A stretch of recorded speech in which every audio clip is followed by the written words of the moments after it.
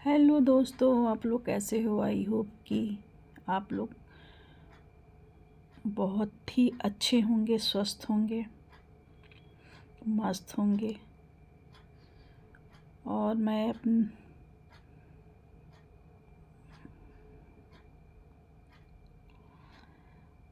मैं आप लोग को सभी साथियों को धन्यवाद देना चाहती हूँ कि आप लोग इतना ज़्यादा प्यार दुलार हमें देते हो, मेरे वीडियो को देखते हो, लाइक करते हो, सब्सक्राइब करते हो, कमेंट करते हो। बहुत अच्छे अच्छे भर भर के कमेंट आते हैं दोस्तों। तो मेरा भी फ़र्ज़ बनता है कि मैं भी भगवान से दुआ करूं कि आप लोग जहां रहो स्वस्थ रहो, मस्त रहो और अपने अपने कामों में व्यस्त रहो। तो दोस्तों, मैं कुछ अपनी जर्नी के बारे में आप लोग को बताना चाहती हूँ कि मैं कहाँ से कहाँ तक और कैसे यहाँ तक पहुँची।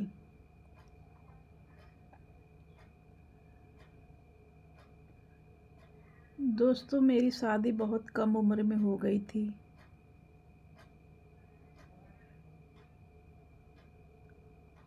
और बहुत जल्दी ही सब कुछ ख़राब भी हो गया था।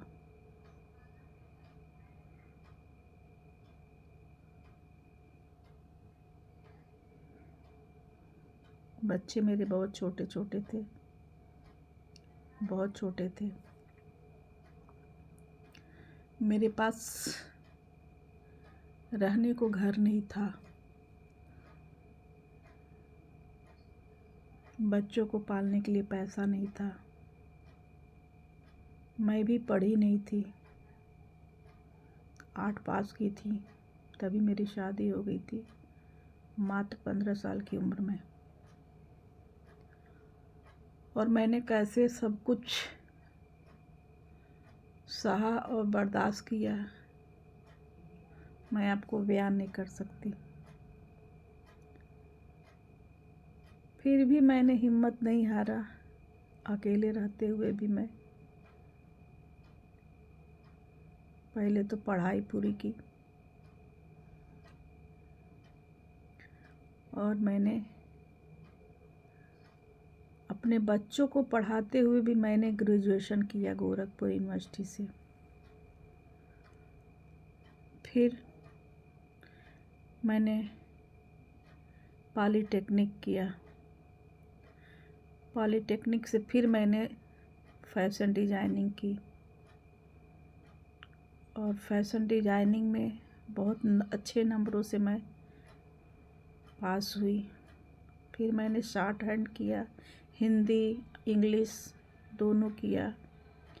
उसके बाद मैंने कंप्यूटर सीखा और जब मैं देखी दोस्तों कि बिना अब निकले मुझे कोई एक रोटी नहीं देने वाला है, मेरे बच्चों को कुछ नहीं करने वाला है, तो मैंने कुछ दिन रिलायंस कम्युनिकेशन में काम किया। फिर सैलरी बहुत कम थी, मात्र 3,000 मिल रहे थे। उस समय कुछ नहीं हो पा रहा था 3,000 रुपये में, क्योंकि मुझे किराया भी देना था, बच्चों को भी पालना था, घर का खर्चा भी था।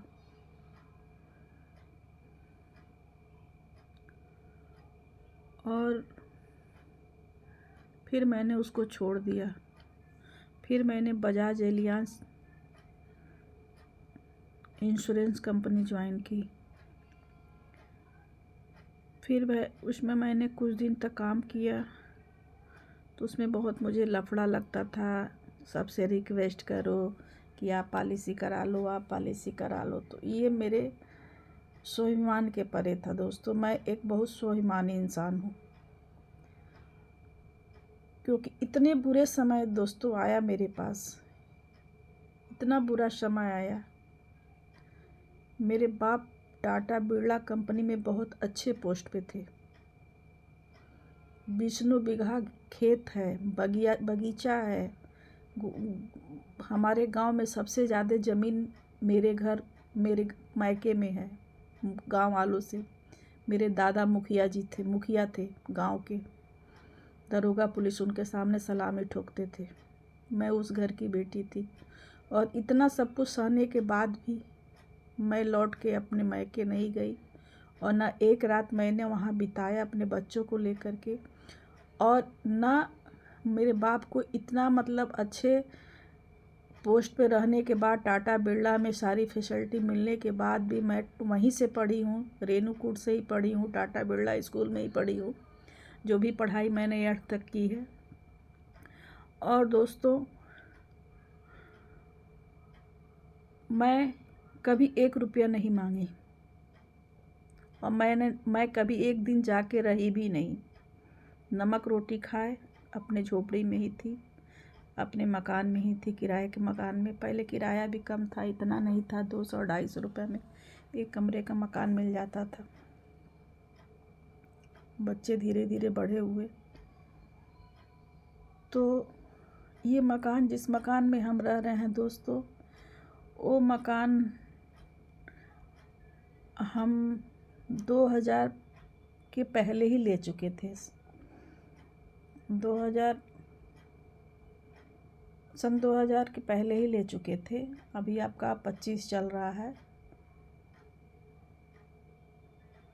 बहुत पहले लिए थे। सब 95-95 में ये मकान मैं ले ली थी। लेकिन पहले इतना ग्रोथ नहीं था इधर, और एक कमरा था, टूटा फूटा था, दरवाज़ा खिड़की कुछ भी नहीं था, लैट्रिन था, एक कमरा था। छोटे छोटे बच्चे थे तो इतना दूर से हम आना नहीं चाहते थे, लेकिन मैं किसी तरह यहाँ पे आई। और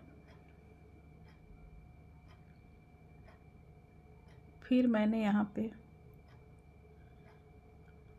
ज्वाइन की मेडिनेट कंपनी। मुझे बहुत अच्छा लगता था कि मैं एमआर की नौकरी करूं, तो बहुत अच्छा लगता था। मैंने ज्वाइन किया। अंकल को पसंद नहीं था एकदम, लेकिन मैंने ज्वाइन किया। मेरे घर में किसी को भी पसंद नहीं था, बहुत लोग बातें बनाए, लेकिन मैं इधर से सुनी इधर से निकाल दी कि मुझे कुछ करना था। मैंने उस कंपनी में दोस्तों 10 साल काम किया। मेरी स्थिति पहले से कुछ अच्छी हो गई और मेरी ईमानदारी देखिए। मैं 5000 से ज्वाइन की थी और मैंने 25,000 पे जाके छोड़ा, जिसमें इंसेंटिव और उसकी एजेंसी भी मैंने ले लिया। मैं तो उसमें काम करती थी, अंकल को एजेंसी भी दिला दिया। तो स्थिति तो कुछ हद तक सुधर गई। बच्चे बड़े हुए, बच्चों की पढ़ाई मैंने नहीं रोकी। बड़ी वाली लड़की मेरी एमए की, बीच वाली भी एमए की, हॉस्टल से लखनऊ से रह करके भातखंडे की। छोटी वाली भी हॉस्टल से पढ़ी और शुभम भी यहाँ से पढ़े। हाँ, मैंने इंग्लिश मीडियम स्कूल से नहीं पढ़ाया, हिंदी मीडियम से ही पढ़ाया, लेकिन बच्चे मेरे पढ़े। तो लोग जो दोस्तों कहते हैं ना कि मैंने दिया, मेरे देने से हुआ, ऐसे हुआ वैसे हुआ, तो दोस्तों वो तो ऊपर वाला जानता है और मेरी मेहनत जानती है कि मैंने क्या किया। जब मैं मेडिनेट ज्वाइन की थी तो उनके मैनेजर इतने सख्त थे कि मैं सुबह में निकलती थी 9 बजे और रात को 11:30 बज जाता, 12 बज जाता था, कॉल करके आती थी मैं। इस बीच मेरे बच्चे ही सारा काम करते थे, खाना पीना हम भी करते थे, खाना पीना बनाते थे, खाते थे। तो बच्चे थे, शुरू से मैं अच्छा खाने वाली, अच्छा पहनने वाली। जब अपने पे पड़ा तो सारी हैकड़ी ख़त्म हो गई। तो बहुत दुलार की थी मैं, अपने मायके में बहुत दुलार की थी, यहाँ सारा दुलार निकल गया। और मुझे ये नहीं था कि मेरे बाप ने हमको दिया नहीं, मैंने अपने बाप से लिया नहीं। क्यों नहीं लिया? क्योंकि मुझे अभी भी वो ग्लानि है। और उस समय भी जब मुझे बचपन में तो नहीं, शादी के बाद जब बच्चे हुए, थोड़ा उम्र मेरा ढला, तो मुझे लगा कि नहीं, मेरे घर वाले मेरे साथ गलत किए हैं। क्या गलत किए हैं कि मेरी शादी इतनी कम एज में कर दिए, न पढ़ाई पूरा हुआ न कुछ पूरा। वही मेरी बहनें हैं, सब अच्छे अच्छे घर में गई हैं, सबके हस्बैंड टीचर हैं, दोनों बहनों के हस्बैंड टीचर है। एक भाई मेरा इंजीनियर है जो दिल्ली रहता है, उसकी वाइफ टीचर है। छोटा भाई रेणुकूट हिंडाल्को में टाटा बिरला में जिम ट्रेनर है, बहुत अच्छे जगह पोजीशन पे है। उसके भी बच्चों की नौकरी लग गई है, अच्छे अच्छे सब जगह शिफ्ट हो गए हैं। लेकिन सब कुछ छोड़ते हुए भी दोस्तों, मेडिनेट में भी कब तक मैं रहती है, कब तक किसी के बस में रह के मैं काम कर सकती थी। एक दिन ना एक दिन तो अंत होना था। मैंने बड़ी वाली लड़की का शादी इसी में तय हुआ। बहुत अच्छे घर में गई। गोरखपुर का कोई ऐसा डॉक्टर नहीं था कि जो मेरे लड़की की शादी में न आया हो।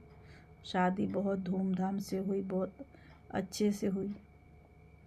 जब बीच वाली की शादी, मैंने फिर बीच वाली की शादी 2-3 साल बाद, बीच वाली की शादी 2017-18 में बीच वाली की शादी हुई। जब मैंने तय किया तो मैं 1 हफ्ता या 1.5 हफ्ता नहीं गई थी ऑफिस, काम नहीं कर पाई थी। तो जब मैं वापस ज्वाइन करने गई तो मुझसे और मेरे मैनेजर से पैसे के लेन देन को लेकर के कुछ बहस हुई। मैंने कंपनी छोड़ दी, तुरंत छोड़ दिया। और मैं 6 महीना तक कुछ नहीं की। जो मैं रखी थी कमा करके, उसको मैंने खर्च किया। और तब मैंने बहुत हाथ पैर मारे, मेरे पास पैसे नहीं थे। असली जर्नी दोस्तों अब शुरू होती है। मेरे पास पैसे नहीं थे कि मैं अपना कोई काम शुरू कर सकूं। किससे मांगते, कौन रिश्तेदार देता? बाप से मांग नहीं सकती थी, क्योंकि मेरा भी ईगो हर्ट होता कि आज तक नहीं मांगे, अब क्यों मांग रही। दोस्तों, एक ऑप्शन बचा था। मेरा एक भतीजा है, मेरे सगे बुआ का लड़का है, जो कि वो डॉक्टर है, बहुत बड़ा डॉक्टर है। यहाँ पे भी उसका हॉस्पिटल है, गोरखपुर में भी हॉस्पिटल है, पटना में भी है, गोपालगंज में भी है। तो मुझे बहुत मानता है, बहुत बहुत, अपने बुआ से ज़्यादा मुझे मानता है। तो दोस्तों, मुझे कुछ सुझाव नहीं दिया, घर की स्थिति बहुत ख़राब थी। तब मुझे सूझा कि मैं तो काम छोड़ दी हूँ, मुझे तो कुछ करना चाहिए। तो मैंने उससे पैसा मांगने का विचार किया। मैं पहली बार उससे पैसा मांगी और मैं ये कही कि बेटा, तुम हमको 1 लाख रुपया दे दो और हम तुमको कुछ दिन में लौटा देंगे। और हम अपना काम करना चाहते हैं दवा का, और मेरे पास कोई ऑप्शन नहीं है कि हम किसी से पैसा ले सकें। तो सोच लीजिए, मेरी लड़की की शादी बहुत अच्छे घर में हुई। चाहते तो हम उनसे ले सकते थे। बीच वाली भी की शादी बहुत अच्छे घर में हुई, हम चाहते तो उससे भी ले सकते थे। लेकिन दोस्तों नहीं, मैंने किसी से नहीं पैसा लिया, अपने भतीजे से लिया और ले करके मैंने खुद की कंपनी अपनी फ्रेंचाइजी खोली और मैं लग गई काम में।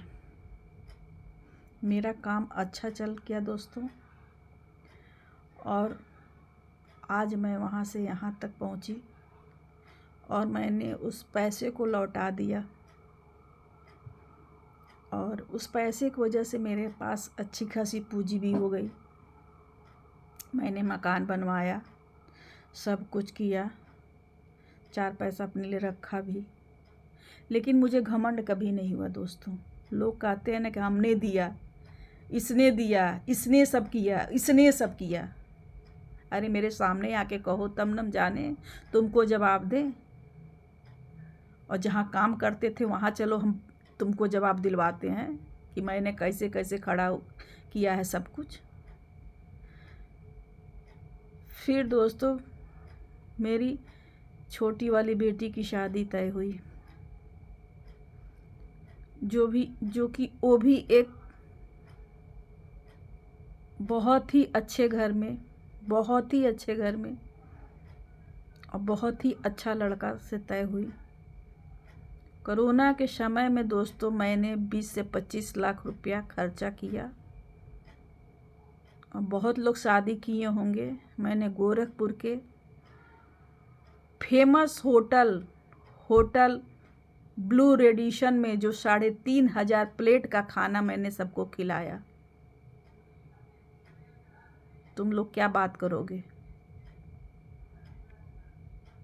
और मैंने शादी की, लेकिन किसी से 1 रुपया कर्जा नहीं लिया। कोई मेरे दरवाजे पे कर्जे के लिए नहीं आया, सब मैंने खर्चा किया।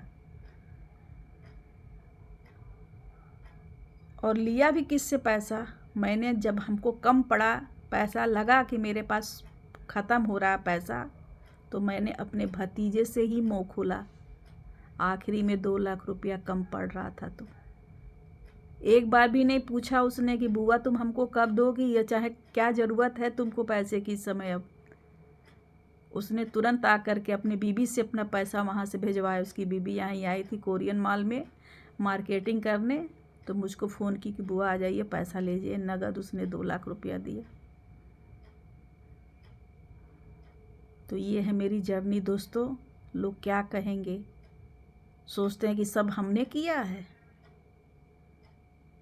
क्या किसने किया है वो तो ऊपर वाला जानता है, और सबको मर के एक दिन वहीं जाना है। कितना कौन सच बोलता है, कितना कौन झूठ बोलता है। गलती अगले ने किया, सब कुछ अगले ने किया, सब कुछ जानते बूझते भी गलती हुई लोगों से, थोपा गया मेरे ऊपर। तो ऊपर वाला बैठा है दोस्तों। और आगे की जर्नी दोस्तों अगले वीडियो में मैं ज़रूर बताऊंगी। और मेरा वीडियो कैसा लगा आप लोग का, मेरी जर्नी कैसी लगी आप लोग को, ज़रूर दोस्तों बताइएगा। थैंक यू दोस्तों।